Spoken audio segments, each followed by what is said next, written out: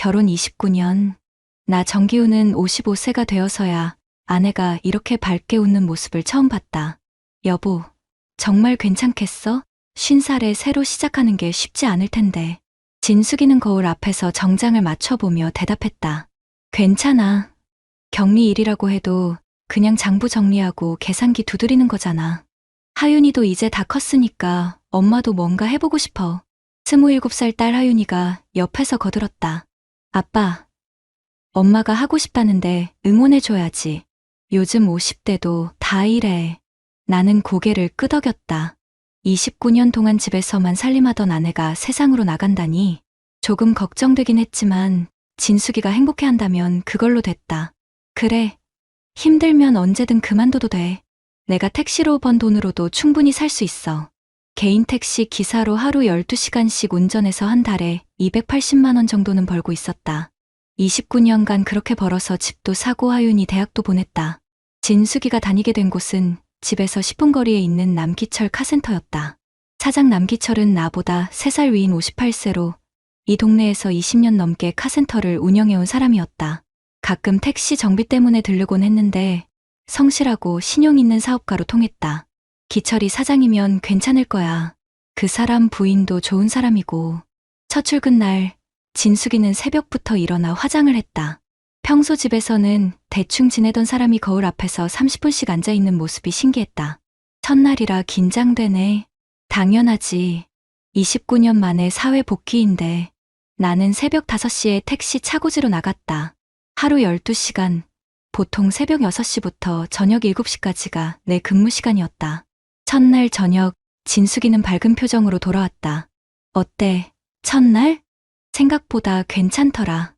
사장님도 친절하시고 일도 어렵지 않고 그냥 들어오는 돈 정리하고 나가는 돈 계산하고 부품 주문하고 그런 거야. 다행이네. 힘들면 말해. 그때까지만 해도 나는 진짜로 다행이라고 생각했다. 한 달이 지나자 진숙이에게 변화가 생겼다. 아침에 화장하는 시간이 길어졌고 옷도 신경 써서 입기 시작했다.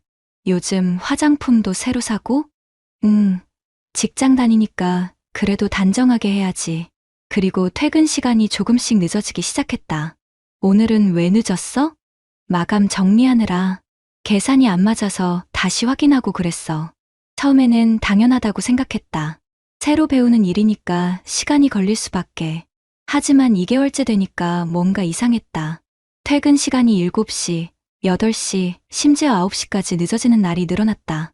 그리고 집에 와서도 휴대폰을 자주 보기 시작했다. 누구한테 연락받는 거야? 아, 사장님이 내일 일정 미리 알려주시는 거야. 어떤 부품 들어오고, 어떤 차 예약되어 있고, 그럴듯한 설명이었다. 하지만 진숙이가 휴대폰 보면서 혼자 웃는 모습을 볼 때마다 묘한 기분이 들었다. 3개월째 진숙이는 완전히 다른 사람이 됐다. 요즘 일하는 재미가 있어. 뭐가 그렇게 재미있어? 사장님이 일 가르쳐 주시는 게 재미있어. 그냥 계산만 하는 게 아니라 사업이 어떻게 돌아가는지 알게 되더라고. 어떤 부품이 많이 나가고 어떤 서비스가 인기 있는지. 진숙이 얼굴에 생기가 돌았다. 29년 결혼 생활에서 본 적 없는 표정이었다. 그래, 좋겠네. 하지만 속으로는 불안했다. 아내가 밝아진 건 좋지만 그 밝음의 이유가 나 때문이 아니라는 게 느껴졌다. 어느 날 저녁 하윤이가 조심스럽게 말했다. 아빠, 엄마 요즘 이상하지 않아? 왜? 화장도 진하게 하고 옷도 예쁘게 입고 그리고 집에서도 계속 웃어. 뭔가 예전이랑 달라. 27살 딸이 봐도 이상할 정도였다. 일하는 재미를 느끼는 거겠지. 하지만 그날 밤부터 나는 진숙이를 유심히 관찰하기 시작했다.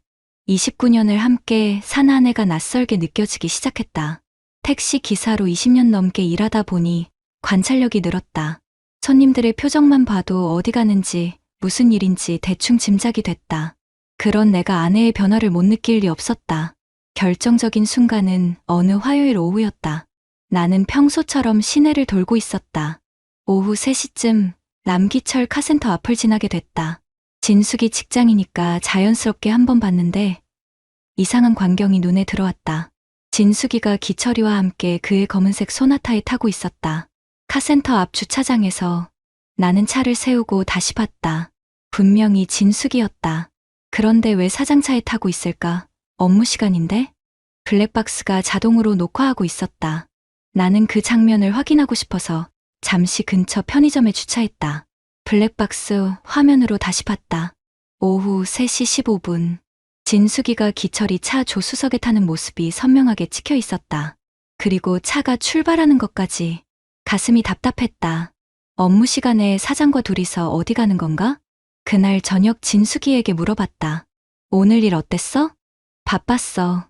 부품 주문하고 계산서 정리하고. 오후에 외출한 적 없어?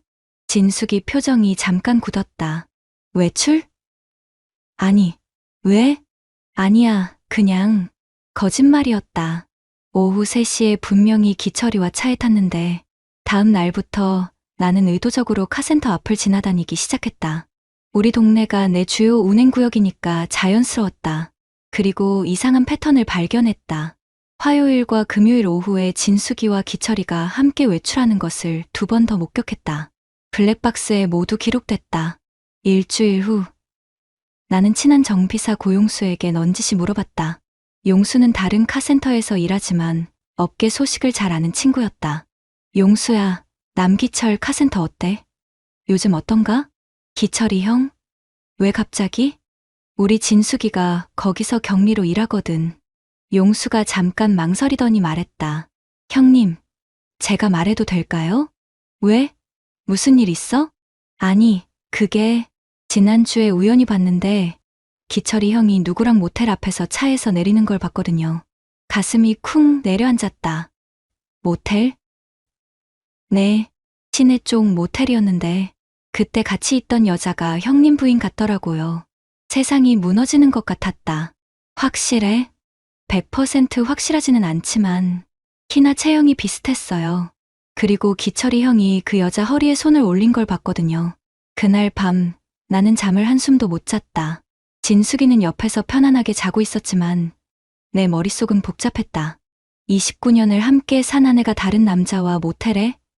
설마 그럴 리가. 하지만 블랙박스에 찍힌 장면들이 계속 떠올랐다. 오후에 둘이서 나가는 모습, 기철이가 진숙이를 차에 태우는 모습. 다음 날부터 나는 본격적으로 관찰하기 시작했다. 택시 기사의 장점은 시간이 자유롭다는 거였다. 손님이 없는 틈틈이 카센터 앞을 지날 수 있었다. 그리고 패턴을 발견했다. 진숙이는 매주 화요일과 금요일 오후 3시쯤 기철이와 함께 외출했다. 보통 이에 3시간 후에 돌아왔다. 그런데 카센터에는 다른 직원도 있었다. 정비사 2명이 계속 일하고 있는데 사장과 경리가 함께 외출하는 게 자연스러운 일일까? 어느 날은 용기를 내서 카센터에 직접 들러봤다. 안녕하세요. 택시 점검 좀 받으려고요. 정비사가 대답했다. 사장님은 안 계신데요. 부인이랑 은행 업무 보러 나가셨어요. 은행 업무. 그럴듯한 핑계였다. 하지만 그날 진숙이가 늦게 들어오면서 한 말은 달랐다. 오늘 부품 업체 가서 가격 확인하느라 늦었어. 또 거짓말이었다. 정비사는 은행 간다고 했는데 진숙이는 부품 업체라고 했다. 그날 밤 나는 블랙박스 파일들을 정리했다. 지난 한 달간 녹화된 것들을 USB에 저장했다. 혹시 모르니까. 그런데 우연히 발견한 파일 하나가 충격적이었다. 2주 전 금요일 진숙이가 내 택시에 탔을 때 녹음된 대화였다. 그날 진숙이가 친구 만나러 간다고 해서 태워다 준 적이 있었다. 목적지로 가는 도중에 진숙이 휴대폰이 울렸다. 여보세요? 네, 사장님. 아, 지금 집에 가는 길이에요. 네. 내일 뵐게요. 그때는 별 생각 없이 들었는데 다시 들어보니 목소리 톤이 이상했다. 사장과 통화할 때 쓰는 목소리가 아니었다. 마치 연인과 통화할 때 같은 부드러운 톤이었다. 그 순간 확신이 섰다. 내 아내가 다른 남자와 바람을 피우고 있다. 확신이 서자 오히려 마음이 차분해졌다.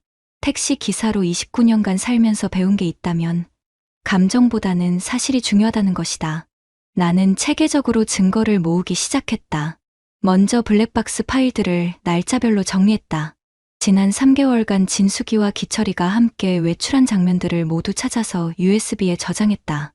총 12차례였다. 그 다음은 진숙이의 거짓말 목록이었다. 내가 직접 확인한 것과 진숙이가 말한 것이 다른 경우들을 메모장에 적었다. 3월 15일 정비사는 은행 업무라고 함, 진숙이는 부품업체라고 함. 3월 22일 오후 3시에 외출집에서는 하루 종일 카센터에 있었다고 함. 4월 5일 모텔 근처 목격 친구 만나러 갔다고 함. 하지만 이것만으로는 부족했다. 더 결정적인 증거가 필요했다. 그러던 어느 날 기회가 왔다. 진숙이가 감기에 걸려서 하루 쉬게 된 날이었다. 그런데 기철이가 집에 전화를 했다. 여보세요, 진숙이 씨 계신가요? 아, 사장님. 진숙이는 감기 때문에 오늘 못 나가요. 아, 그렇군요. 그럼 급한 서류가 있는데 제가 잠깐 가져다 드릴게요. 30분 후 기철이가 집에 왔다. 진숙이와 따로 이야기하더니 서류 뭉치를 건네줬다. 이거 집에서 정리해 주시면 돼요. 급한 거라서. 기철이가 가고 나서 나는 진숙이에게 물어봤다. 뭔 서류야? 거래처 정산 서류예요. 계산해서 장부에 입력하는 거. 그날 저녁 진숙이가 화장실에 간 사이 서류를 봤다. 충격이었다. 서류에는 카센터의 매출과 지출이 상세히 기록되어 있었다. 그런데 입금 계좌가 남기철 카센터 법인 계좌가 아니라 기철이 개인 계좌였다. 개인 사업자니까 개인 계좌를 쓸 수도 있다. 하지만 이상한 건 따로 있었다. 진숙이 생활비라는 항목으로 매달 50만 원씩 나가고 있었다. 생활비? 진숙이 월급이 150만 원인데 왜 추가로 생활비를 주는 거지? 더 충격적인 건 계좌 이체 내역이었다. 기철이 개인 계좌에서 진숙이 개인 계좌로 돈이 들어간 기록들이 있었다. 3월 10일 30만 원 호텔 예약비, 3월 24일 80만 원 쇼핑몰 결제, 4월 7일 50만 원 식당 결제, 메모까지 적혀 있었다. 이게 뭐지? 나는 조용히 휴대폰으로 서류를 촬영했다. 나중에 보려고. 다음 날 진숙이가 출근한 후 혼자 생각해봤다. 사장이 직원에게 개인적으로 돈을 주는 이유가 뭘까? 그것도 호텔비, 쇼핑비까지? 답은 하나였다. 그냥 상사와 부하 직원 관계가 아니라는 거였다. 그날부터 나는 진숙이 통장을 확인해보기로 했다. 다행히 우리는 29년 부부라서 서로 통장을 관리했다. 진숙이 통장에는 정말로 기철이가 보낸 돈들이 입금되어 있었다. 매달 월급 150만 원 외에 추가로 100에 200만 원씩 더 들어오고 있었다. 그 돈으로 뭘 했나 확인해봤다. 백화점 의류 구매 80만 원, 고급 화장품 60만 원, 호텔 카페 결제 15만 원 여러 차례, 레스토랑 결제 30만 원. 진숙이가 요즘 옷도 좋은 걸 사고 화장품도 비싼 걸 쓴다고 생각했는데 다 기철이 돈이었다. 29년 동안 알뜰하게 살던 아내가 갑자기 명품을 사고 고급 레스토랑에서 밥을 먹었다. 그 돈의 출처는 남편이 아니라 직장 상사였다. 그날 밤 나는 하윤이와 진지한 대화를 했다. 하윤아, 아빠가 물어볼 게 있어. 뭐예요? 엄마가 요즘 쇼핑 많이 하지? 네. 옷도 예쁜 거 사고 화장품도 바꾸고. 왜요? 그 돈이 어디서 나오는지 알아? 하윤이가 고개를 갸웃거렸다. 엄마가 직장 다니니까 자기 돈으로 사는 거 아니에요? 엄마 월급이 150만 원이야. 그럼 적네요. 요즘 엄마가 산 옷들 보니까 하나에 20에 30만 원씩 하던데 20에 30만 원짜리 옷을 여러 벌 사고 10만 원짜리 화장품을 쓰면서 월급이 150만 원? 계산이 안 맞았다. 아빠, 혹시 엄마가 뭔가 다른 일을 하는 건 아니에요? 다른 일? 부업이나 투자 같은 거. 요즘 부업으로 돈 버는 사람들 많잖아요. 아니면 다른 남자에게서 돈을 받고 있거나. 그날 밤 나는 결정했다. 더 이상 추측만 할 수는 없다. 확실한 증거를 잡아야겠다. 그리고 마침 기회가 왔다. 다음 주 금요일 진숙이가 또 부품업체 미팅이라며 오후에 외출한다고 했다. 나는 그날 하루 휴무를 내고 직접 따라가 보기로 했다. 29년 결혼 생활에서 처음으로 아내를 미행하는 날이었다. 금요일 오후 2시 30분. 나는 카센터에서 200m 떨어진 편의점 주차장에서 대기하고 있었다. 3시 정확히 진숙이와 기철이가 카센터에서 나왔다. 기철이 검은색 소나타에 함께 탔다. 나는 충분한 거리를 두고 따라갔다. 29년간 택시 기사를 하면서 익힌 미행 실력이었다.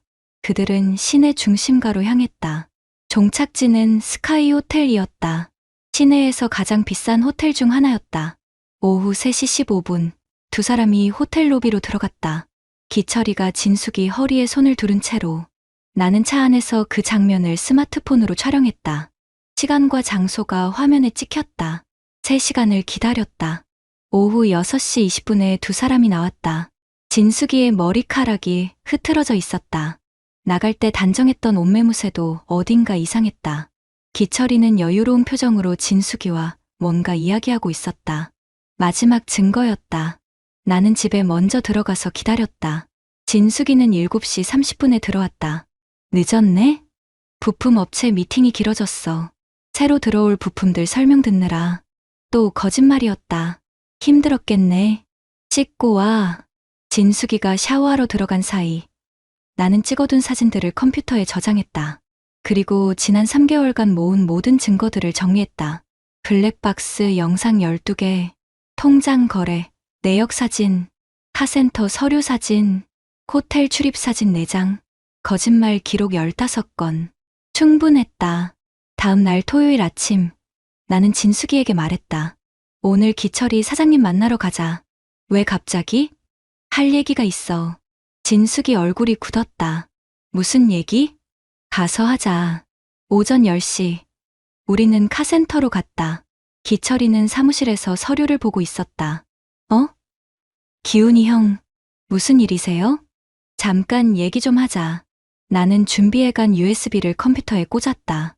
첫 번째 영상이 재생됐다. 진숙이와 기철이가 함께 차에 타는 모습이었다. 이게 뭐야? 기철이 얼굴이 변했다. 형님, 이건 아직 끝이 아니야. 나는 차례로 영상들을 보여줬다.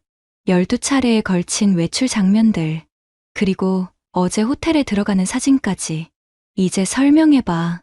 기철이가 한참 말이 없더니 입을 열었다. 형님, 죄송합니다. 죄송하다고? 그런데 기철이가 다음에 한 말이 더 충격적이었다. 하지만 형님도 알아야 할 게 있어요.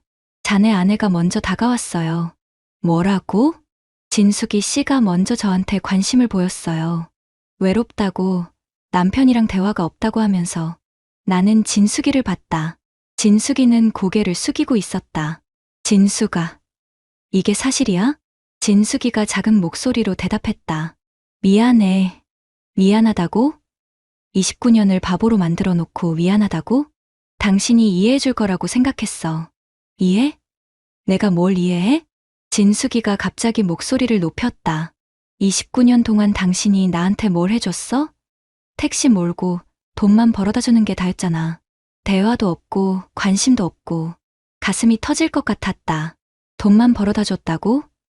29년 동안 새벽 5시에 일어나 밤 8시까지 일해서 집도 사고 하윤이 대학도 보낸 게 돈만 벌어다 준 거야?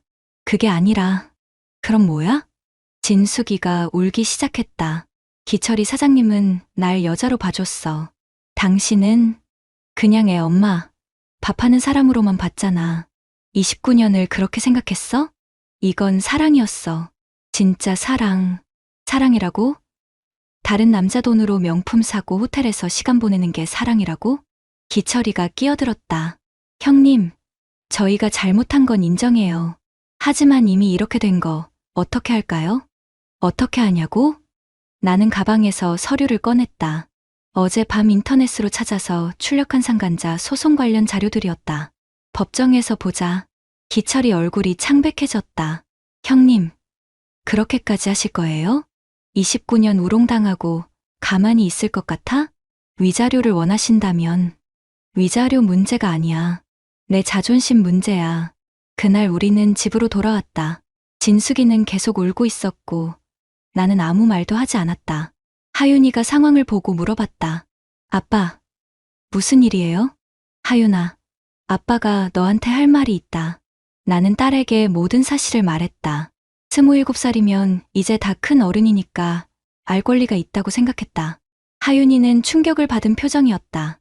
엄마가 정말 그런 일을? 그래. 하윤이가 진숙이를 보며 말했다. 엄마, 어떻게 그럴 수 있어요? 아빠가 29년 동안 우리를 위해 얼마나 힘들게 사셨는데. 하윤아, 엄마도, 엄마 변명 듣기 싫어요. 아빠 편에 설 거예요. 그날 밤 진숙이는 친정으로 갔다. 집에는 나와 하윤이만 남았다. 아빠, 정말 법정까지 갈 거예요? 그래야지. 이대로 넘어가면 안 돼. 저도 아빠 편이에요. 끝까지 도와드릴게요.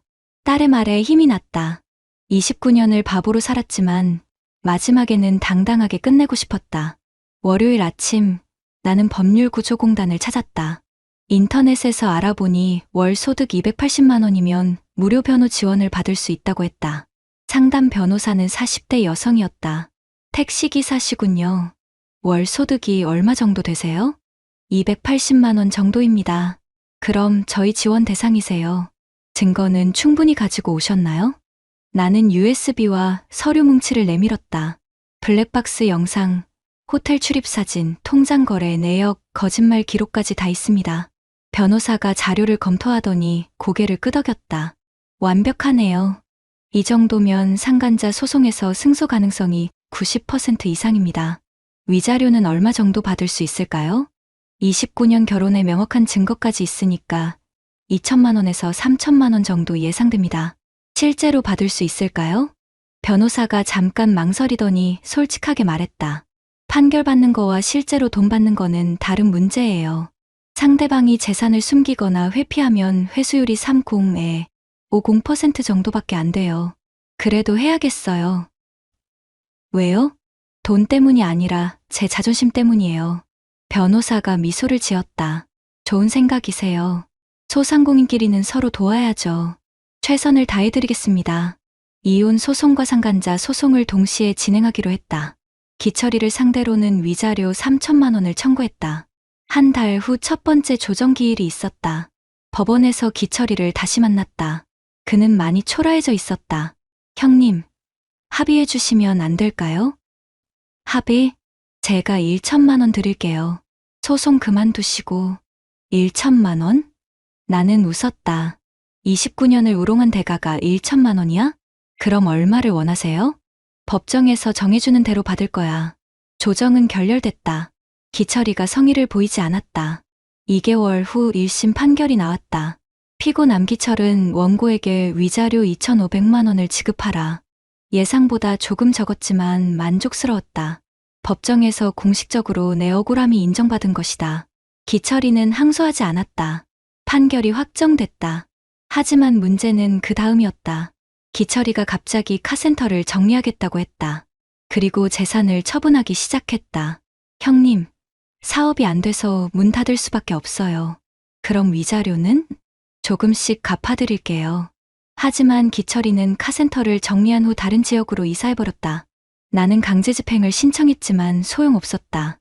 기철이 명의로 된 재산이 거의 없었다. 카센터 부지는 임대였고 장비들도 대부분 리스였다. 결국 3개월에 걸쳐 500만 원만 받을 수 있었다. 2,500만 원 중에서 변호사가 말했다. 어르신, 이런 경우가 많아요. 소상공인들은 명예 이전이나 재산 은닉이 쉬우니까. 그럼 나머지는? 포기하셔야 할 것 같습니다. 더 이상 집행할 재산이 없어요. 500만 원. 29년을 우롱당한 대가였다. 하지만 돈보다 중요한 게 있었다. 동네에서 소문이 났다. 기철이가 직원과 바람피워서 소송까지 당했다는 얘기가 퍼졌다. 그의 부인도 이혼을 요구했다고 들었다. 카센터도 문 닫았고 기철이는 결국 다른 지역으로 떠났다. 20년 넘게 쌓아온 지역 기반을 모두 잃은 것이다. 진숙이는 더 참담했다. 친정에서 6개월 있다가 작은 회사 사무직으로 취업했다. 50살에 다시 시작하는 것이었다. 월급은 120만 원. 기철이에게 받던 추가 돈은 당연히 끊어졌다. 이혼 조정에서 재산 분할도 내가 유리하게 받았다. 29년간 내가 벌어온 돈이었고 진숙이가 유책 배우자였으니까. 하윤이는 끝까지 내 편에 서줬다. 아빠, 엄마랑 만나라고 해도 안 만날 거예요. 배신자잖아요. 그래도 내 엄마인데 저한테는 아빠가 더 소중해요. 딸의 말이 고마웠다. 1년 후 나는 새로운 일상에 적응했다. 여전히 택시를 운전한다. 하루 12시간, 29년째 같은 길을 달리고 있다. 하지만 마음은 다르다. 이제는 내가 선택한 삶이다. 하윤이는 교사 임용고시에 합격해서 내년부터 중학교에서 일하게 됐다. 아빠 덕분에 더 강해진 것 같아요. 뭐가? 세상에는 배신하는 사람도 있지만 끝까지 원칙을 지키는 사람도 있다는 걸 배웠어요. 가끔 비슷한 처지의 택시기사들이 상담을 요청해 온다. 형님, 어떻게 그렇게 당당하게 대처하셨어요? 포기하면 안 돼요. 돈은 못 받아도 정의는 구현해야죠. 법률구조공단에서 정말 도와주나요? 소득이 낮으면 무료로 해줘요. 우리 같은 사람들을 위한 거니까 이용하세요. 내 경험이 다른 사람들에게 도움이 된다니 보람있다. 어젯밤 하윤이와 함께 차를 마시며 이야기했다. 아빠, 후회 안 해요? 뭘? 소송한 것. 돈도 제대로 못 받았는데 후회 안 해. 끝까지 포기하지 않았잖아. 저도 아빠 자랑스러워요. 창밖으로 택시들이 지나간다. 새벽부터 밤까지 열심히 달리는 택시들. 그 안에는 나처럼 묵묵히 가정을 지키려는 아버지들이 있을 것이다. 차는 다시 출발하지만 어떤 관계는 그 자리에서 멈춘다. 하지만 그게 잘못된 건 아니다. 때로는 멈추는 것이 더 당당한 선택이니까. 신뢰는 종이처럼 얇고 배신은 숫자처럼 남는다. 하지만 정의는 시간이 걸려도 결국 승리한다. 그걸 내가 증명했다. 구독자님들, 오늘 사연 댓글로 공유해 다른 분들과 함께 의견 나눠보세요. 저도 읽어보며 소통하겠습니다.